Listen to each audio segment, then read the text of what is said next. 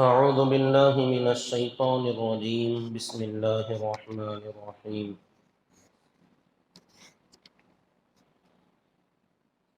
كما أخرجك ربك من بيتك بالحق، جیسا کہ آپ کے رب نے آپ کو آپ کے گھر سے ایک مصلحت کے ساتھ نکالا۔ وَإِنَّ فَرِيقًا مِّنَ الْمُؤْمِنِينَ لَكَارِهُونَ، اور ایمان والوں کی ایک جماعت تو اس کو ناپسند کر رہی تھی۔ يُجَادِلُونَكَ فِي الْحَقِّ بَعْدَمَا تَبَيَّنَ، حق کے واضح ہو جانے کے باوجود اس میں وہ لوگ آپ سے مجادلہ کر رہے تھے۔ كَأَنَّمَا يُسَاقُونَ إِلَى الْمَوْتِ وَهُمْ يَنْظُرُونَ، گویا کہ ان کو موت کی طرف ہانک کر لے جایا جا رہا ہے اور وہ اپنی آنکھوں سے دیکھ رہے ہیں۔ محترم بزرگ عزیز دوستو، یہ کل پڑھی گئی آیتیں ہی ہیں جس کے اندر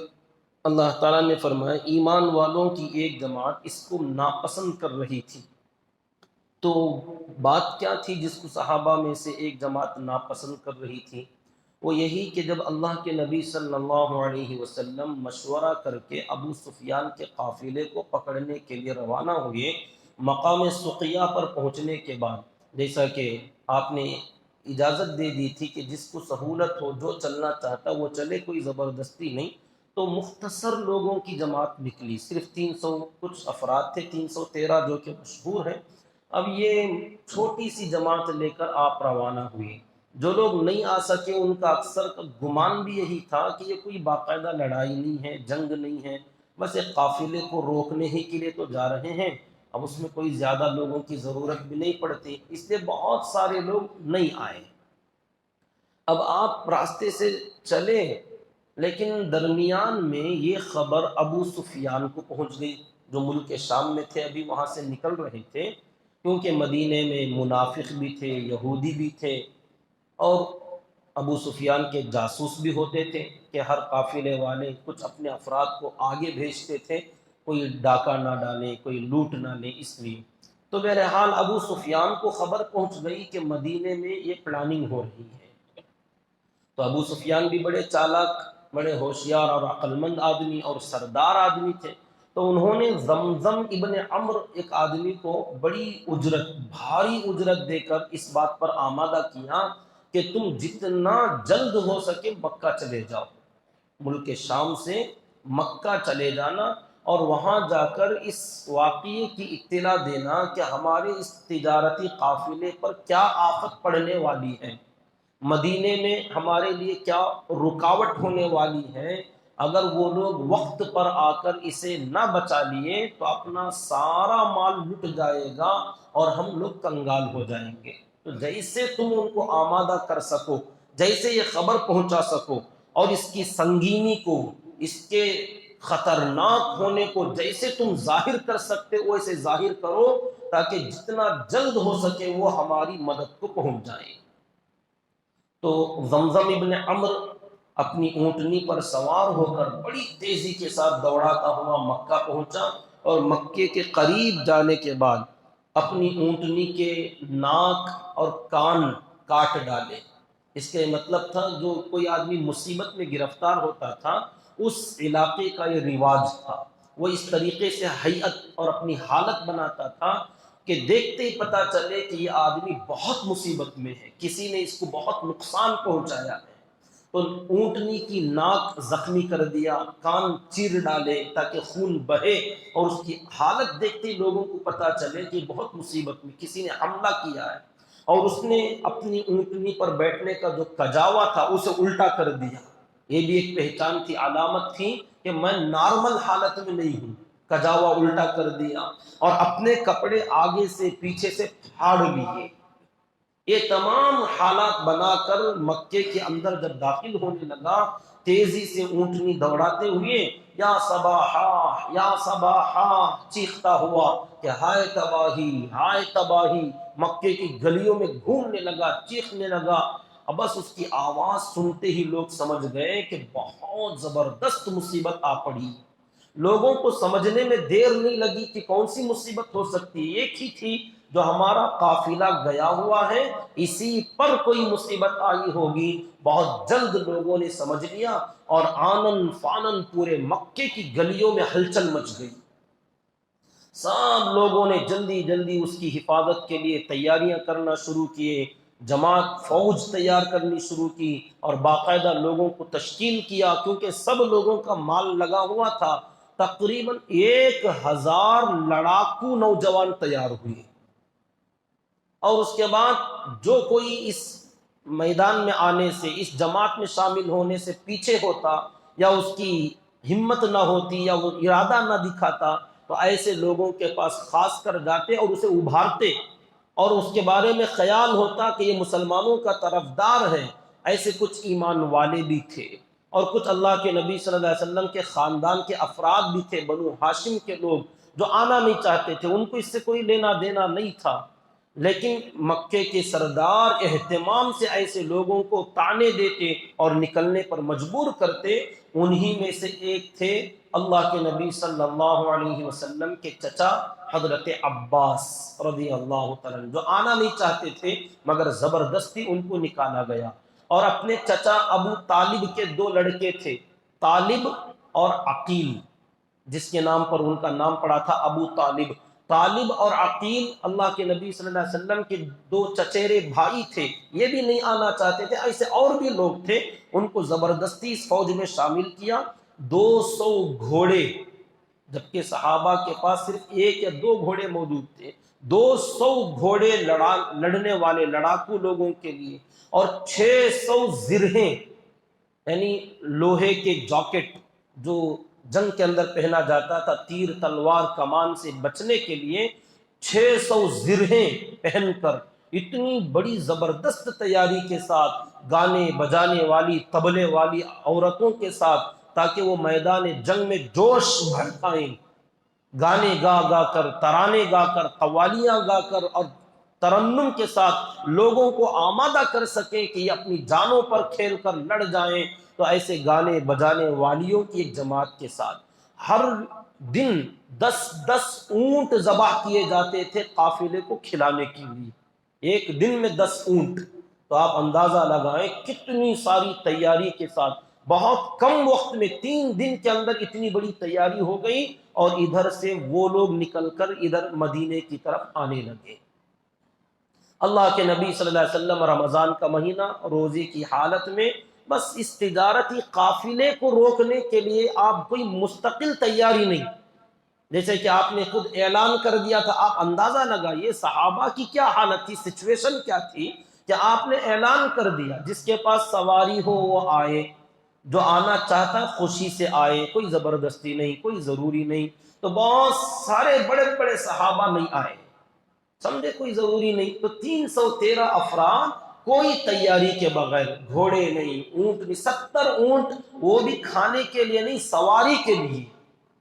مختصر سی جماعت روزوں کی حالت میں نکل کر آئے۔ اور ابو سفیان نے ادھر خبر پہنچائی، اور ادھر سے یہ لڑنے والی جماعت آ رہی ہیں، اور ابو سفیان بڑی چالاکی کے ساتھ سمندر کے راستے سے ہوتے ہوئے، کنارے کنارے سے، جو عام راستہ تھا ملک شام سے مکہ جانے کا، بیچ میں درمیان میں مدینہ پڑتا تھا، اس سے ہٹتے ہوئے دوسرا راستہ لیا، اور دور دور سے ساحل سے، سمندر کے کنارے کنارے سے ہوتے ہوئے لمبا چکر کاٹتے ہوئے مکے کی طرف چلا گیا۔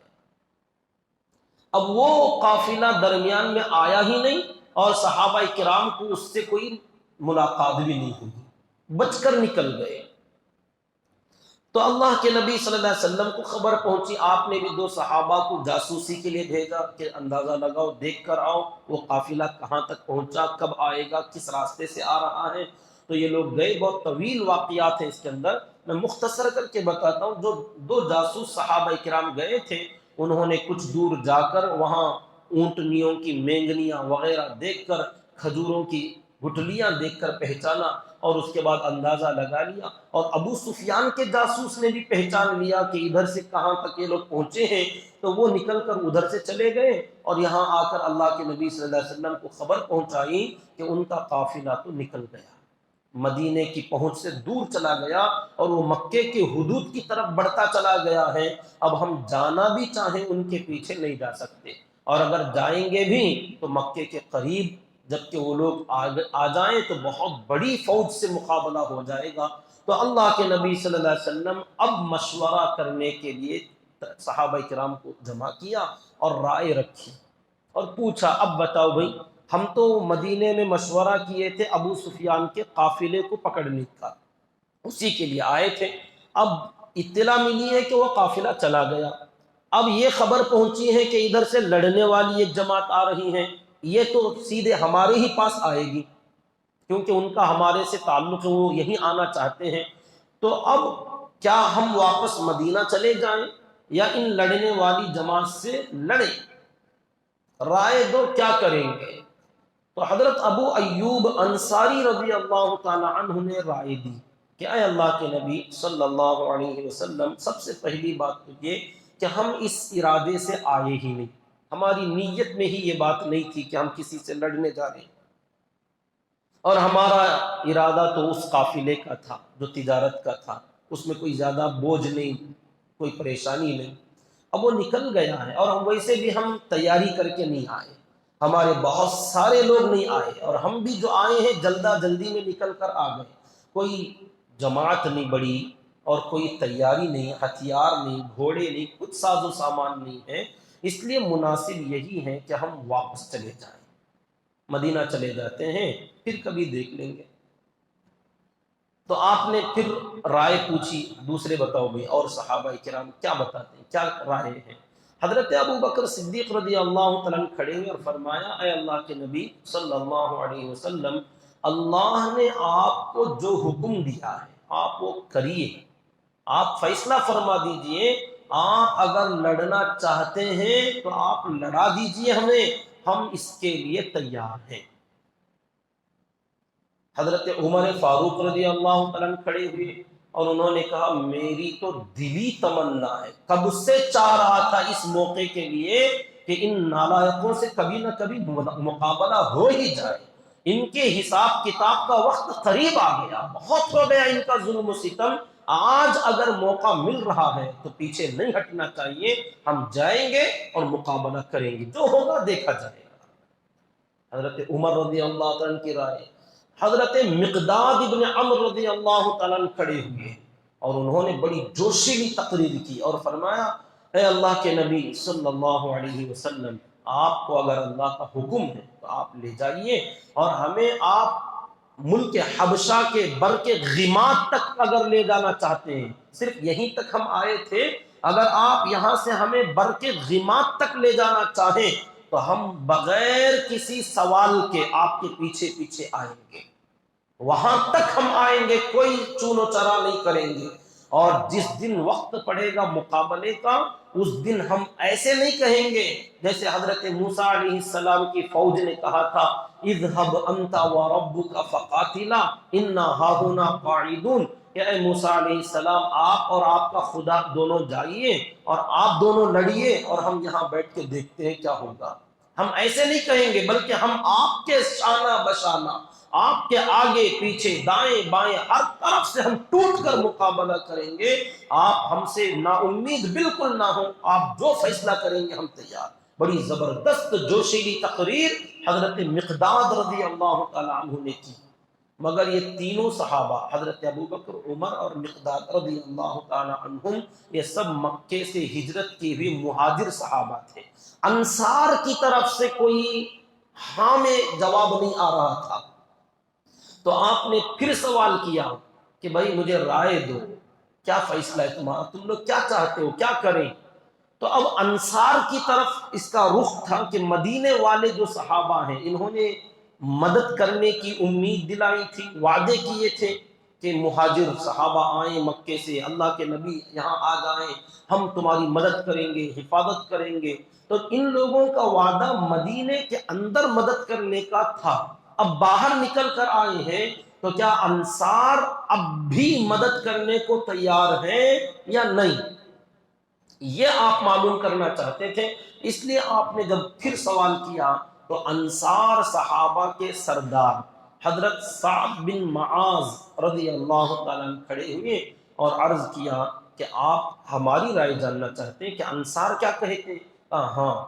کہ تم بتاؤ تمہاری کیا رائے ہے؟ حضرت سعد بن معاذ رضی اللہ تعالیٰ عنہ نے بڑا پیارا جواب دیا، کہا اللہ تعالی نے آپ کو نبی اور رسول بنا کر بھیجا، ہم نے آپ پر ایمان لایا، آپ نے جو سنایا ہم نے مان لیا، آپ کے ہر حکم پر آمنا سلمنا صدقنا ہم نے سر جھکا کر قبول کر لیا ہے۔ اب آپ ہمیں یہاں تک لائے ہیں، اگر آپ یہاں سے ہمیں سمندر میں لے چلے جائیں اور سمندر میں گھسنے کے لیے کہیں، ہم میں سے ایک بھی پیچھے نہیں ہٹے گا، پانی میں چلا جائے گا۔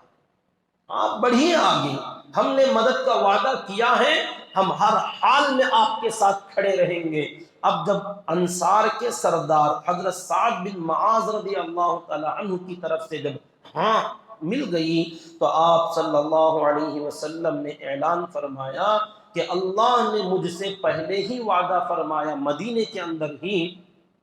وَإِذْ يَعِدُكُمُ اللَّهُ إِحْدَى الطَّائِفَتَيْنِ أَنَّهَا لَكُمْ کہ اللہ نے تم لوگوں سے وعدہ کیا ہے کہ دو جماعتوں میں سے کوئی ایک تمہیں ملے گی۔ پہلے ہی اللہ نے پکا نہیں بتایا تھا، اللہ کو تو معلوم کہ کون سی جماعت ملنے والی ہے۔ تو پہلی آیت کا خلاصہ یہی کہ تم لوگ اس کو ناپسند کر رہے تھے، جیسے حضرات صحابہ بعض لوگوں نے پسند نہیں کیا، تو حالانکہ یہ نافرمانی نہیں تھی، کوئی سختی کے ساتھ انکار نہیں تھا، بس ایک رائے تھی۔ تو اللہ تعالیٰ نے حضرات صحابہ جیسی شخصیات کی ایسی رائے کو بھی ناپسند کیا کہ تمہاری شان نہیں ہے کہ تم ایسی رائے دو۔ تو اللہ تعالیٰ نے اس کو فرمایا وَإِنَّ فَرِيقًا مِّنَ الْمُؤْمِنِينَ لَكَارِهُونَ ایمان والوں کی ایک جماعت اس کو ناپسند کر رہی تھی، یجادلونک فی الحق حق کے سلسلے میں آپ سے بحث کر رہی تھی کہ ہم اس کے لیے تیاری کر کے نہیں آئے، ہمارے پاس جماعت نہیں ہے، فوج نہیں ہے، کأنما یساقون الی الموت ایسا لگتا ہے کہ ان کو موت کی طرف کھینچ کے لے جایا جا رہا ہے، وہم ینظرون اور یہ اپنی آنکھوں سے اپنی موت کو دیکھ رہے ہیں، ایسا لگ رہا تھا، حالانکہ بات ایسی نہیں ہے۔ تو اللہ نے آگے فرمایا وَإِذْ يَعِدُكُمُ اللَّهُ إِحْدَى الطَّائِفَتَيْنِ أَنَّهَا لَكُمْ اللہ تعالیٰ نے تم لوگوں سے وعدہ فرمایا تھا کہ دو جماعتوں میں سے ایک پر تم کو غلبہ حاصل ہوگا، وَتَوَدُّونَ اور تم لوگوں کی خواہش تھی، تمہاری چاہت تھی، أَنَّ غَيْرَ ذَاتِ الشَّوْكَةِ تَكُونُ لَكُمْ کہ جس جماعت میں کوئی کانٹا بھی نہ چبھے وہ تمہیں مل جائے، یعنی تجارت کا قافلہ، اس میں کوئی لڑنا جھگڑنا نہیں، کانٹا بھی نہ چبھے، بغیر تکلیف کے آرام کے ساتھ جو جماعت تمہیں ملے، تمہاری خواہش تھی کہ وہ مل جائے۔ دیکھو اللہ تعالیٰ نے دو راستے بتائے تھے، ایک آرام طلبی کا اور ایک تکلیف اور مشقت اور مجاہدے کا، کہ ادھر مقابلہ ہے ادھر آرام ہے، اس میں سے کون سا چاہیے؟ بعض صحابہ نے آرام طلبی کو پسند کیا تو اللہ تعالیٰ نے اس پسند کو ناپسند کیا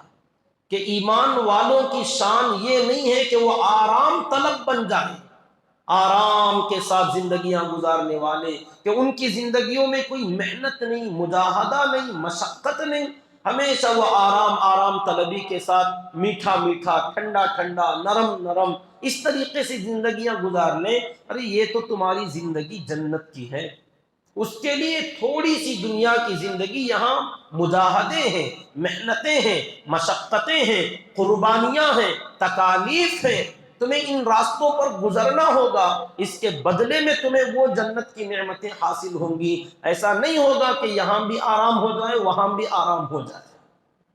تو اللہ نے فرمایا وَتَوَدُّونَ أَنَّ غَيْرَ ذَاتِ الشَّوْكَةِ تَكُونُ لَكُمْ تمہاری خواہش تھی کہ کانٹا بھی جس میں نہ چبھتا ہو ایسی جماعت سے تمہاری مٹ بھیڑ ہو جائے۔ وَيُرِيدُ اللَّهُ جبکہ اللہ یہ چاہ رہے ہیں أَن يُحِقَّ الْحَقَّ بِكَلِمَاتِهِ وَيَقْطَعَ دَابِرَ الْكَافِرِينَ کہ حق کو حق بنا کر اللہ ثابت کر کے دکھا دیں اور کافروں کی جڑ کاٹ کے رکھ دیں۔ جن لوگوں نے آج تک ظلم و ستم ڈھا کے رکھا تھا اور وہ بہت بڑے سورما سمجھے ہوئے تھے، اللہ تعالیٰ آج دنیا پر واضح کرنا چاہ رہے تھے کہ ہم بتا دیں گے حق تو حق ہوتا ہے، حق کو ثابت کر کے بتائیں گے، اگرچہ کہ ادھر سے 1000 نوجوان 600 زرہیں، 200 گھوڑے، پوری تیاری لاؤ و لشکر کے ساتھ، اور ادھر بغیر کسی ساز و سامان کے تیاری کے چھوٹی سی جماعت آئی ہوئی ہے۔ جب ٹکراؤ ہوگا،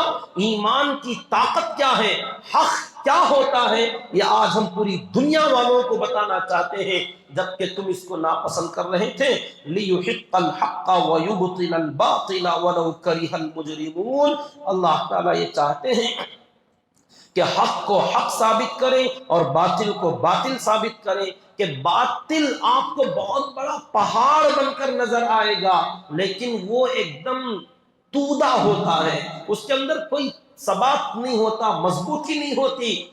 کہ باطل تو ان الباطل کان زہوقا، باطل بنتا ہی مٹنے کے لیے، گرنے کے لیے، ختم ہونے کے لیے ہے، اور حق کبھی بھی آپ کو ٹمٹماتا چراغ کی طرح نظر آئے گا۔ حق آپ کو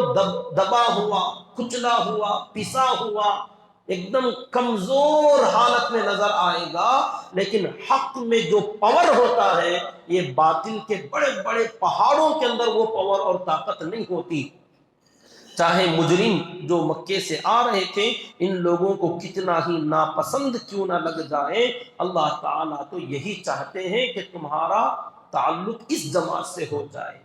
اللہ تعالیٰ نے پہلے ہی یہ نہیں بتایا کہ کس سے تمہاری ملاقات ہوگی، پہلے تو مبہم رکھا، گول گول بات بتائی کہ ایک قافلہ آ رہا ہے، اس کو پکڑنے چلو، لیکن اور ایک قافلہ آ جائے گا، ان دو میں سے کسی ایک پر اللہ تمہیں غلبہ دے گا، مبہم رکھا۔ اور یہاں اب مشورے میں جب طے ہوا تو سمجھ میں آیا، اچھا اللہ تعالیٰ نے صحابہ کو مدینے سے نکالا ہی تھا اس جماعت سے ملاقات کرانے کے لیے۔ ابو سفیان کے قافلے سے ملانا مقصد ہی نہیں تھا، بس وہ ظاہر تھا، وہ ایک دکھاوا تھا کہ اس کو پکڑنے کے لیے آ رہے، لیکن اصل مقابلہ تو ان سے تھا۔ اور اللہ تعالیٰ نے ایسی کمزوری، ایسی بے بسی میں صحابہ کو لایا، اور ان کے ایمان کو مضبوط کرنا چاہتے تھے کہ دیکھو اللہ کی مدد، جس ایمان کے بارے میں آج تک تم کہتے آئے ہو، آج تم اپنی آنکھوں سے دیکھو گے کہ غیبی مدد کیا ہوتی ہے، ایمانی قوت کیا ہوتی ہے۔ تم 313 ہو کر 1000 پر غالب آؤ گے، اور کیسے غالب آؤ گے، کیا بہترین طریقہ ہوگا، تم اپنے آنکھوں سے عین الیقین ہم تمہیں بتا دیں گے۔ اب میدان بدر تک پہنچ گئے، اور ادھر سے وہ لوگ بھی چند دنوں کے بعد بدر تک پہنچ گئے، دونوں کا چلتے چلتے ایک جگہ اکٹھا ہونا ہوا، کوئی فکس نہیں تھا، کوئی طے نہیں تھا پہلے سے کہ بدر میں آنا ہے، بس چل پڑے، جاتے جاتے ادھر سے وہ قافلہ آتے آتے جہاں بدر، جس جگہ کو کہتے ہیں اس جگہ کا نام بدر تھا، اور وہاں ایک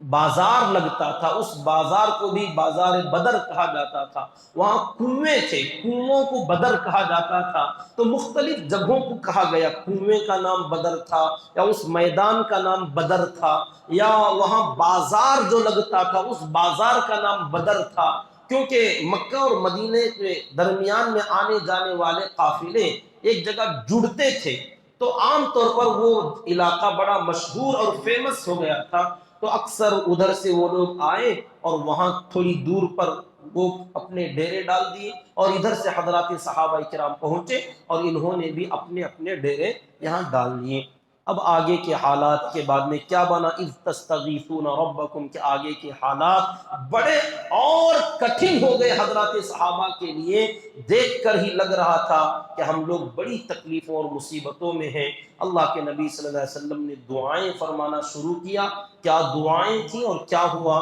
انشاءاللہ اگر زندگی باقی رہی کل عرض کر لیں گے۔ اللہ تعالیٰ سے دعا کریں کہ اللہ رب العزت مجھے اور آپ کو آج کے اس سبق کے اندر جو عبرت ہے، اللہ تعالیٰ اسے ہمیں حاصل کرنے کی توفیق عطا فرمائے، آمین۔ سبحان اللہ و بحمدہ، سبحانک اللہم و بحمدک،